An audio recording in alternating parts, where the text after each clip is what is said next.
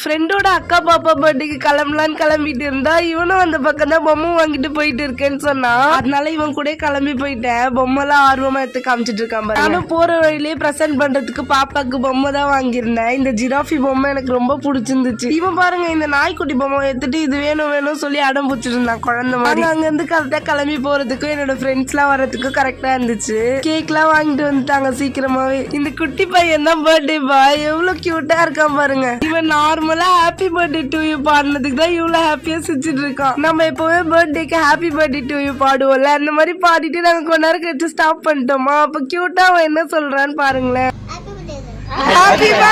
அப்புறம் ஜாலியா கேக் சாப்பிட்டுட்டு இருந்தோம். அவனோட கிஃப்ட்ஸ் எல்லாம் பார்க்கும்போது எனக்கே ஆசையா இருந்தது. ரிமோட் கண்ட்ரோல் கார் தாடான்னு சொன்னா தரமாட்டேன்னு சொல்லிட்டான். அப்புறம் நாங்க எல்லாரும் சேர்ந்து சாப்பிட்டோம். உங்களை வீடியோ எடுக்கிறேன்க்கா அப்படின்னு சொன்னா அவங்க சிரிச்சிட்டு இருந்தாங்க. பாயசம் எல்லாம் சூப்பரா மில்கியா இருந்துச்சு. ஆல்ரெடி டைம் ரொம்ப ஆனதுனால எல்லாருக்கும்